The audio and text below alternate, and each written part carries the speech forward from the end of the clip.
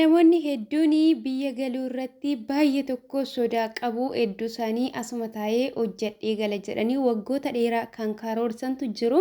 Biyya galuun illee akkasumallee biyya galuu dhiisuun illee miidhaa gurguddaa qaba. Maaliif biyya galuun miidhaanii fi faayidaa isaa maalidha kan jedhu ofii kootirraa ka'ee isiniif ibsuu barbaada waan ta'eef namoonni biyya ormaa waggoota dheeraadhaaf kan jiraatan akkasumallee walitti fuftanii waggaa dheeraa biyya namaa keessa hojjechuu bakka erguman takka haala mijeeffadheen gara biyya kootitti deebi'a jettanii wacii garaagaraa kan sodaattanillee viidiyoo kana hamma dhumaatti dhaggeeffadhaa isin fayyaduutii danda'a waan ta'eef isiniin jedha shama harka fuunee hordoftoota koo nagaa isiniif haa ta'u akkam jirtu nagaa keessanii an nagaadha rabbiin haa galatu isinis nagaa guddaa qabaadhaa lafa jirtanitti yaadaaf karoora keessan hunduma isaayyuu immoo uuman keenya galmaan isiniif haa ga'u jechuu barbaada. Sanaan dura immoo namoonni haaraa taatanii noora baga nagaan dhuftanii subscribe gochuudhaan gara maatii keenyatti dabalama like share akkasuma immoo yaada qabdanillee koomentii barreessaa isiniin jechuuti barbaada. Egaa obboloota koo warri duraan immoo turtan maatii taatanii na jajjabeessadha. Na jajjabeessuun keessan akkuma duraatti haa ta'u isiniin jedha. Maaliif isin yoo na jajjabeessitan malee hojii kana hojjechuuti hin danda'u isiniin jedha. Maaliif namni amilee barbaada waan ta'eef isiniin jedha. Kanaaf iyyuu muudannoo fi muuxannoo keenya wantoota ofii keenya dabarsine wantoota ofii keenya itti miidhamne namni biraa immoo itti miidhamuuti hin qabu jechuudhaan miidhameera. Obboloonni keenya haaraa dhufan immoo isa nuti warri duraan dhufne itti miidhamne deebi'anii lammata itti miidhamuu hin qaban. Kanaaf muudannoo fi muuxannoo wantoota nu qunnaman wantoota nu miidhanii akkasuma immoo wantoota nu fayyadanii obboloota keenya warra duuba keenyarra jiranii fi dhaamsa dabarsuuti qabna isiniin jedha. Egaa obboloota koo anaan duraanii yeroo namoonni fakkeenya hedduu fudhatanii gaafa na gorsanii natti hin dhagahamu jechuudha. Isan ofii kiyyaa qabadhee deemu sana malee wantoonni namni naan jedhu keessumaa jechuudha. Namoonni hedduun ofii keetii irratti xiyyeeffadhu, ofii keetiif guduufaa godhadhu. Sana booddee erga ofii keetii waa tokko guduufattee erga ofii keetii gadi dhaabattee booddee maatii kee obboloota kee namoota gargaaruu sirra jiraatullee gaarii naan jedhan jechuudha. Keessumaa nama baay'ee natti siqu tokko kana yeroo hedduu hin daganne ani yeroo hundumayyuu miidiyaa kanarratti akkuma argitanii fayyaa kan namaaf kennu waaqayyoodha. Namoonni dhukkubsatan akkasuma immoo harmootii abbootii namoonni adda addaa miidiyaa kanarratti kufanii namoota hedduutu jiru jechuudha. Isaan kana wajjin hanga danda'e hamma ta'e yoo gargaareyyuu isa kanaan dhiisa otoo hin taane boo'ee amma mataan koo na dhukkubuttanii akka sanattan of cinqee hammani miidiyaallee nan dhiisa jedhuttiin ga'e jechuudha. Miidiyaan namallee fayyada namallee hin gargaara isiniin jedha obboloota koo. Waaqayyo akka nuti dhiphannu akka nuti of cinqinu hin barbaadu jechuudha. Maaliif nama gargaarras yoo ta'e nama fayyannas yoo ta'e ofii keenya otoo qorobsatti hin galin boruu keenyatti ofii keenyafillee gaddinee otoo uumaa keenya gaddisiisin. Maaliif uumaan keenya yeroo hundumayyuu akka nuti gammannee jiraannu malee akka nuti yeroo hundumayyuu gaddinee jiraannu hin barbaadu. Gaafa nuti gaddine uumaa keenyattillee gaafa nuti gungumbne gaafa isarratti dudubbannellee uumaan keenya nutti gadduuti danda'a jechuudha. Kanaafiyyuu duraan dursinee ofii keenya irratti xiyyeeffannoo ofii keenya jaalachuu nama gargaaruun otuma jiru namaaf taa'uun namaaf yaaduun namaaf ho'uun otuma jiru hamaloota koo keessa jechuudha. Yeroo baay'ee dhimma koo jireenya koo caala namoota fan dhimmaa namoota fan baqannaa yaada nasiqiqaa waa'ee namoota yaada. Inni kun immoo keessa keenya baay'ee tokko nu fixaa deema isiniin jedha. Karaa dandeenya amma dandeenya nama gargaaru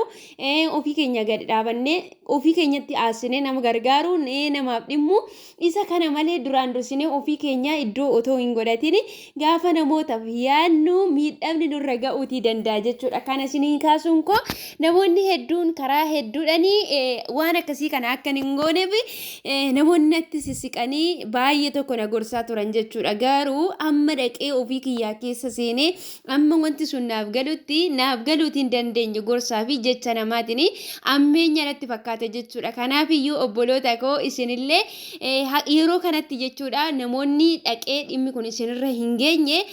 akka sana akka isinitti fakkaatu nan beeka jechuudha. Garuu dirqama immoo akka nani keessa seenee ofii kiyyaa wanta sana arge akka miidhame sana akka hin miidhamnee fi wantoota akkasirraa baradhaa isiniin jechuu barbaada. Namni tokko waggoota dheeraadhaaf jechuudha biyya Arabaa keessa taa'u kan inni murteessu asii gara biyyaa gaafa galu waciin hedduun itti baay'achuun isaarraan kaasee sodaachuu akkasuma immoo biyya namaatti lammata deebi'uu yaadda'uu isa kana sodaatee gara biyyaa galuuti dhisa garuu namni tokko gaafa gara biyya isaa galee wanta sirreeffatee murtoo mataasaallee murteeffatee as deebi'uutii danda'a jechuudha fakkeenyaaf ani yeroo jalqabatti biyyarra ba'u waanuma tokko jechuudha yoon karoora qabaadheyyuu akka hamma kanatti bilchina hin qabu jechuudha amma ta'e jechuudha sababni isaa umuriin ijoollummaa hin jira yaanni kee amma bultuu amma gola namaa keessa jiraattu amma dhadheetoo jechuudha maalummaa jireenyaa namni obboloonni firoonni haatiif abbaan hangam akka sii dhimmani amma dhadhee hubattutti wanta sana beekuutii hin dandeessu jechuudha maaliif akkam jedhee akkasin ibsuun qabu jechuudha as teenyee maallaqa hojjannee gara biyyaatti erguun bakka inni kun faayidaa tokkollee hin qabu jechuudha yoo boodatti nu miidhe malee obboloonni akkaawunti baankii jechuudha biyyarraa qabatanii birrii keessanillee asumaachee irratti kan galfattanillee jechuudha maallaqni keessan inni baankii taa'u suni akkas badaa waanuma isinii dhalee akka yeroon dabalaa deemu fakkeenyaaf doolaara keessa yoo obbira godhattani doolaarri dabalaa deema jechuudha obboloota kun namni waggaa 2 waggaa 3 dura miindaa isaa waggaa takkaatiin lafa bitachuutii danda'a yeroo ammaa kanatti garuu lafa kaartaa qabu bitachuudhaaf miindaa isaa waggaa 2 lafa kaaree 2 lafa kaartaa qabu magaalaa keessa kana caala bituuf hin danda'u jechuudha yeroo sanatti garuu mana iyyuu irratti ijaarrachuutii danda'u gatii wanta hundumaayyuu gadi bu'aadha jechuudha obboloota koo kanaafiyyuu birrii yeroo jalqaba duraa biyyarraa baane buukii keenya irratti galfachaa deemnu badaa waan dhalu miti yeroo hamma kanatti immoo buukii keenya irraa baafnee dhannee yeroo waan tokko ittiin bitanna jenne inni waan tokko nuuf bituutii hin danda'u jechuudha kanaafiyyuu galleetoo jechuudha haala biyya keessaa maatiin keenyallee maalirraa akka jirre birrii keenyallee obboloota keenya maatii keenya irratti ergina yoo ta'e akkasuma immoo buukii keenya irra jirallee yoo ta'e buukii keenya irraallee baasnee wanta tokko irra qabsiifne wanta nuuf dabalu tokko wanta boru itti gammannu tokko yoo gurgurannellee yoo ittiin gurgurannee ittiin hojii uummannellee jechuudha kuni bu'aa kooti jennee wanta jabaannee ilaallee ittiin fuulduratti siquutii dandeenyu akkas gochuu qabna malee as teenyetuma jechuudha sababa biyya galuu wacii baay'atuuf sababa biyya namaatti deebi'uu jibbinuuf asuma teenyee maallaqa keenya gara biyyaatti erguu gaarii miti isiniin jedha maaliif namoonni nuti irratti ergannu sunillee akka nuti yaadnee fi akka nuti jenne ta'uutii dhiisuu danda'u jechuudha obboloonni hedduu isaanii karaa gaa'ilaatiin illee abbaa manaa isaanii irratti ergatanii manoota namaa jechuudha suura kaasuudhaan itti erganii akkasuma immoo erga mana ijaaranii xumuranii gurguranii kan jalaa balleessan kan itti fuudhan hedduu isaaniitu jira jechuudha obboloota koo kanaafiyyuu inni kun jechuudha akka boruu keenya irratti miidhaa hin qabne galleetooyi jireenya keenya sirreeffannee maatiin keenya maal akka godhatan ofii isaanii jijjiirammoo bakkuma kaleessaa sanittillee akka isaan jiran isa kana gaafa ilaalle maal goonaa waan hundumarraayyuu jechuudha mootummaa namootatti irkannee kan deemnu bulchaa mataa keenya karoora keenya hundumaasayyuu ofii keenya murteeffannee tooyi ofii keenya jechuudha wanta goonu tokko ofitti hirkannee akka goonu uumadha gaditti isa kana murteeffana jechuudha kanaafiyyuu maallaqa keessan callistaniitoo gara biyyaatti achi hin erginaadha galaatoo wanta isiniif hojjetame birriin keessan maal akka hojjete maatiin keessan akka isiniif jijjiirrame obboloonni keessan illee gargaaraa jirtu yoo ta'e akka isiniif jijjiirame akka sanatti ilaalaatoo erga sana ilaaltanii wanti isin hojjettan sun bu'aa qabeessa yoo ta'e rakkoon qabu jechuudha as deebitaniillee waggaa takkas waggaa lamas haa ta'u wanta tokko harkatti qabattanii jireenya keessa fooyyessitanii akka sanatti galuutii dandeessu jechuudha garuu amma kana goonetti maalirraa akka jiru akka otoo hin beekini calliftanii amantaniituma gara biyyaatitti yoo maallaqa keessan kan ergitan ta'e namoonni hedduun asii galanii kan lubbuu isaanii baasan kan ittiin waan qibaatii bitatan hin qabne kan ittiin jechuudha kaardillee bitachuu dadhabanii onlaayinii kanarraallee badanii of dhossanii jireenya kan jibbanii hedduu isaaniitu jira jechuudha kanaafiyyuu obboloonni akka koo shamarran jechuudha keessuma adarraa keessan kanarratti dammaqaa isinin jedha ani jechuudha. Ergan biyya galee deebi'ee nama eenyumarraayyuu ija koo kaafadhee wantan hojjechuu qabu ofii kooti jechuudha.